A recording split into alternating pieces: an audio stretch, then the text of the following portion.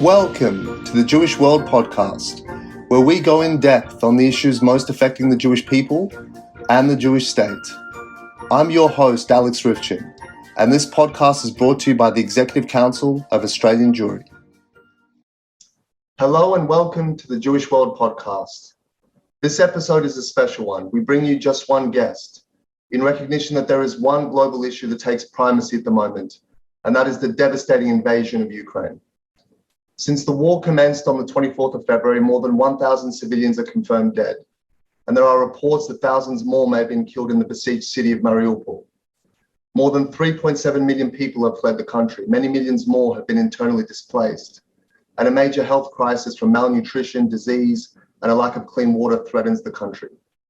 To discuss this war, its causes, aims, impact on Ukrainian life and national consciousness, and prospects for a diplomatic solution, it is my great honor to welcome Ukraine's senior diplomat in Australia, Mr. Volodymr Shalkivskyi. Volodymyr Vladimirovich, thank you for making the time to join us. Thank you for your invitation. Yes, it's my honor to be with you. Yes, it's a very challenging time in modern history of Ukraine.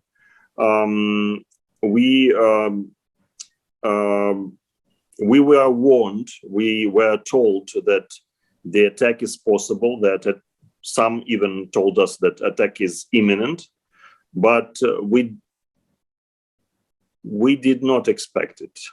It came as a shock to majority of the people in Ukraine, including the leadership of the country, simply because it was against any logic of normal people. If you would like other country to be on your side, it's really a strange way to kind of persuade another country with bombs and not kind of financial rationale or kind of proposals for cooperation and so on and so on. So this was very cruel while most people were sleeping. It was 5 a.m. in the morning. Yeah. And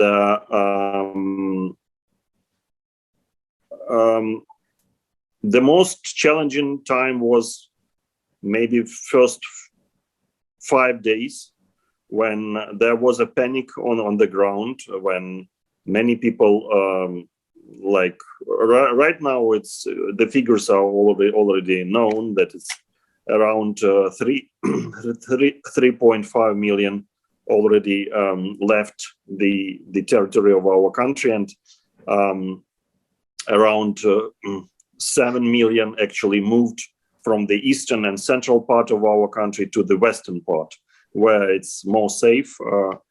And people staying there. So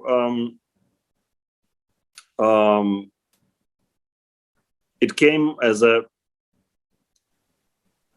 shock to a majority of us, and we learned it with a very high price. Yeah.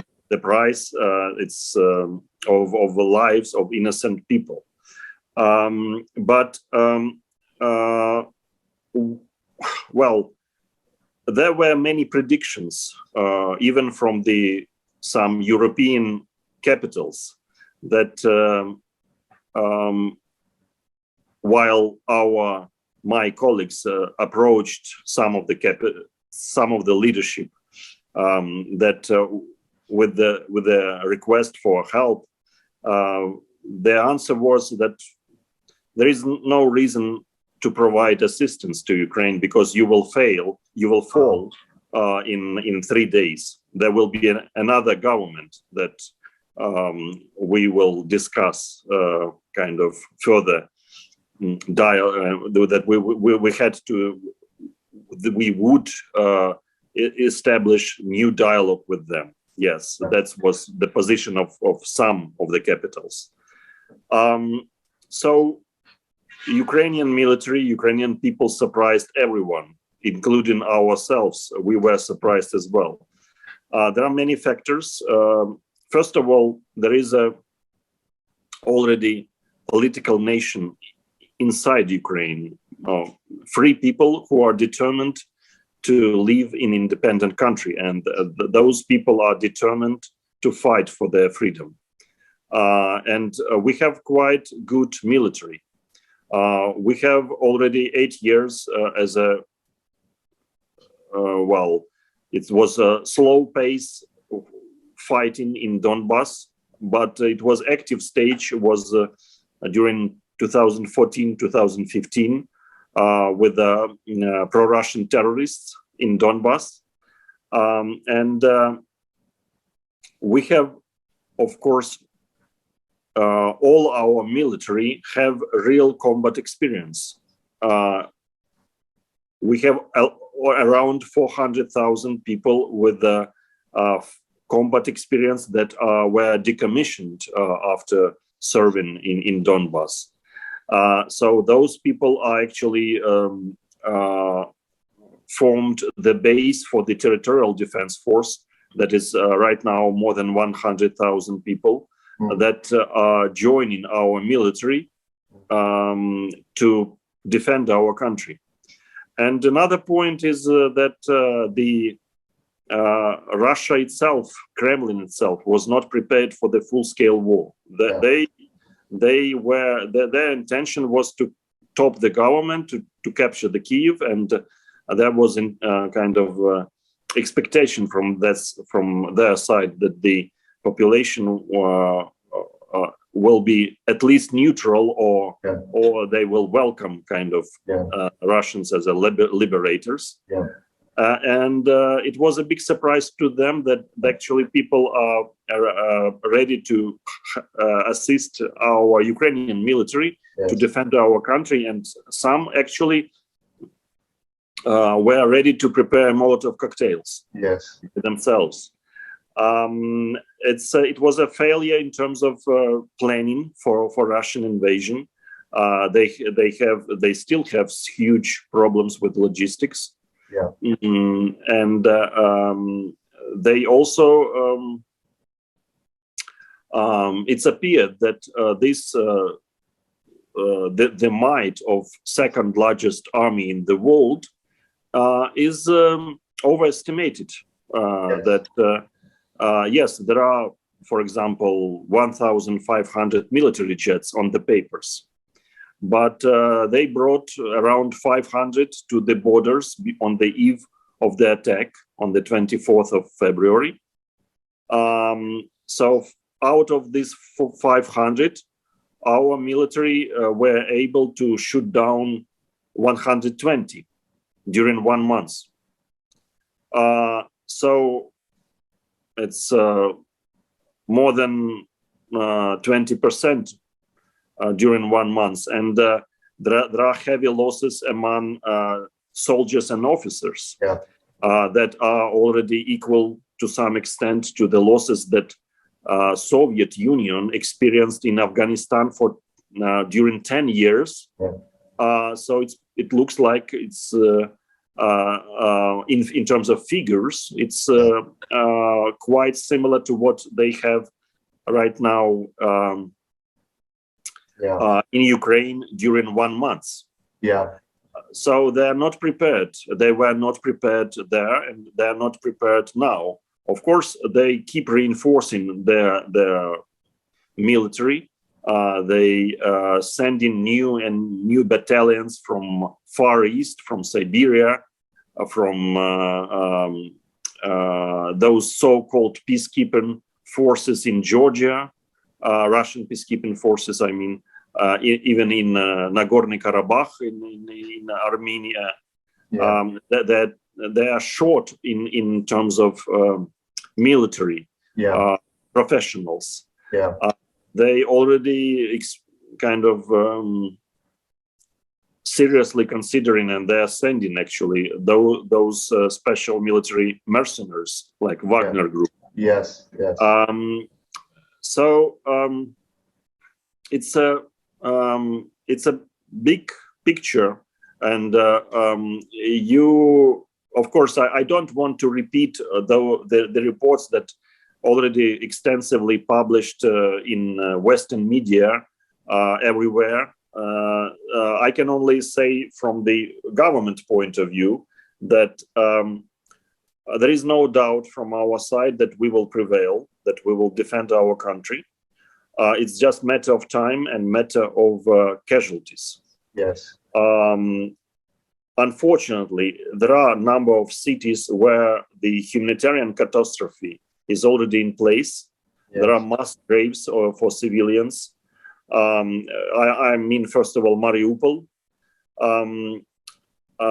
There is no access for the humanitarian organizations over there. And it looks like there is a strong determination by Kremlin to capture at any cost. Yes. The city itself. There are barbaric and cruel attitude, aggressive acts towards civilians on the ground. There are numerous facts of war crimes committed by Russian army. We are already preparing all documents that will be sent to international criminal courts. Yes. We will push for the restitutions that Russia will pay for everything that was done in Ukraine. They will pay eventually, and they will also return all territories, yes, including Crimea. But we understand that it will take time. We are not going to we are going to protect our territory, but we do remember that Russia has nuclear weapons. Yes. So the picture is complicated, but we are confident that with this significant military support and humanitarian support that we receive from our partners, and with the strong morale among Ukrainian people, yeah, ordinary people, and our military, we will defend our country. We will push all Russian occupiers out of the borders of our country. Ukraine is a peaceful country. We never ever in our history wage the aggressive wars towards our neighbors, but we are already sovereign state for many years.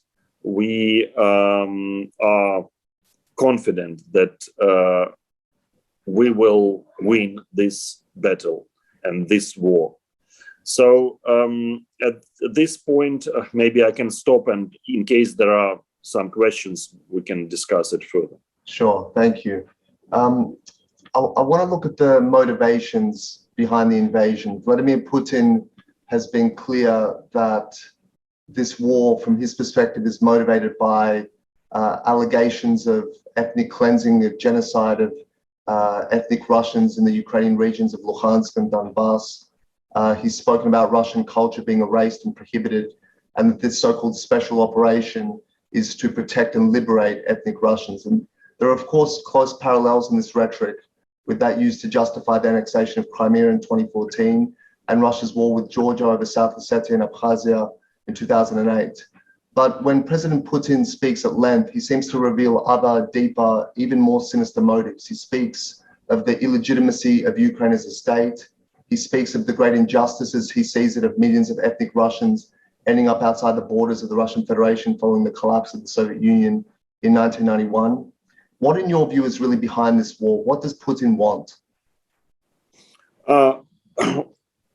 We can start from the articles that were published in Russia half a year ago by, well, the author was Mr. Putin himself, where he actually questioned the right of Ukraine to be independent, that it always, to his mind, belonged to Mother Russia. Yeah. And that is why, make no mistake, this is not about NATO membership of Ukraine. This is not about Russian-speaking population that kind of suppressed in Ukraine. This is about restoration of mighty Russian Empire, and Ukraine is just too important for Kremlin on its way to restore a former Soviet Union. So it's obvious that there are so many Russian-speaking people in Ukrainian army right now, and it's really difficult to understand how you can kind of support Russian-speaking population in Ukraine by wiping out Russian-speaking cities and towns, because the fighting, the most heavy fighting took place and continues to take place in actually a Russian-speaking eastern part of Ukraine, where up until now there were significant, or to some extent significant, pro-Russian sentiments.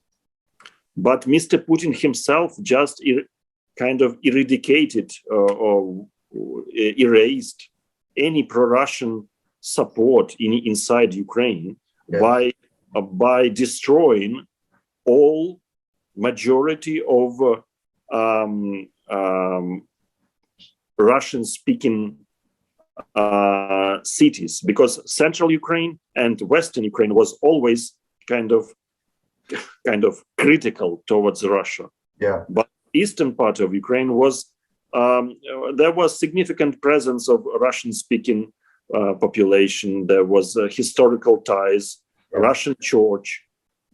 So, and again, what kind of logic in it? You are destroying the part of the country with the biggest, where the biggest number of supporters is, and you expect on friendly relations, and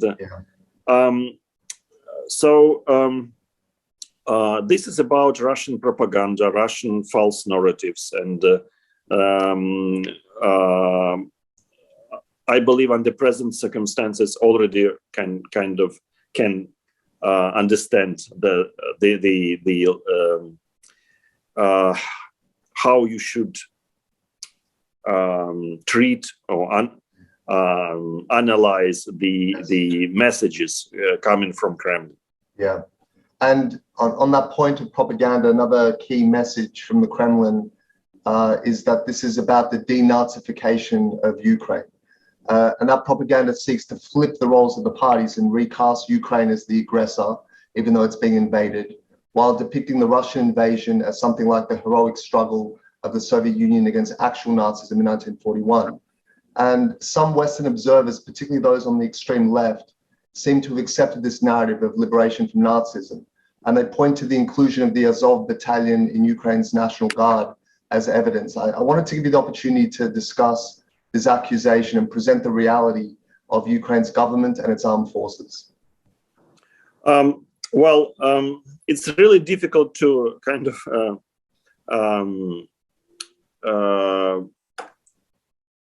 discuss the validity of such kind of statement while we have president who is Jewish and comes from Russian-speaking part of our country, industrial city of Kryvyi Rih, and we have Jewish Minister of Defense. Our previous Speaker of the Parliament, Volodymyr Groysman, was also Jewish.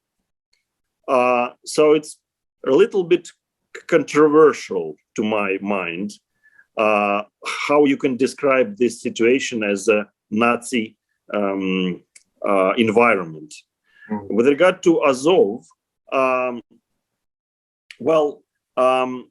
again, it's a topic for the good, probably academic discussion how you consider those military, paramilitary groups and their kind of narratives and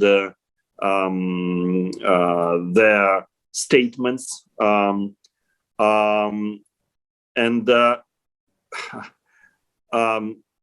in terms of their position. This battalion is located in one of the most pro-Russian regions of Ukraine, and it has popular support among Russian-speaking, and majority of them are Russian-speaking. So there is no anti-Russian, there was no initial kind of anti-Russian messages. There were anti-Putin, anti-Kremlin messages, because people who are participating, the significant part of them are ethnic Russians. It's not about supremacy of Ukrainian nation. It's about defending territory of Ukraine, where many people live, including Russians, Greeks, Polish, Jewish, and so on, against aggressive policy of Kremlin. Actually, Mr. Putin himself, he inspired, he created a kind of this feeling among peaceful people that they have to be united. They have to be ready to fight and defend our country. And many actually people in Azov, they flee Donbass after Russia invaded and inspired these pro-Russian terrorist groups over there. So it was forceful. Azov was created only after 2014, 2015, first Russian-Ukrainian war. This is not about some kind of Ukrainian, historical Ukrainian movement. Right. This is a forceful reaction among Ukrainian, Russian, Polish, Greek, and other people who would like to defend our country against aggressive Russian policy. President Zelensky has emerged as a symbol of resistance, freedom, and hope, not only for the people he leads, but all over the world. From a Jewish perspective, there is great pride in the fact that a Ukrainian Jew has emerged as the new symbol of Ukrainian national unity and independence. What does the ascent of President Zelensky say about Ukraine and the current state of relations between Jewish Ukrainians and ethnic Ukrainians? It was maybe second or third day of the war when the Russian missile hit a memorial in Babin Yar in Kiev, where the mass killings of Jewish population took place in 1941. And it was quite a symbolic that a Russian missile that came from Russian Nazi army hit the memorial established by Ukrainian people to commemorate the victims of German Nazi atrocities in Kiev in 1941. Mr. President Volodymyr Zelensky has enormous support among ordinary people of Ukraine and among different political parties, because everyone just united behind our government, our president, because they did not betray us. He was proposed to flee to the safety, but you heard his answer that he needs munition, missiles, not the Uber drive.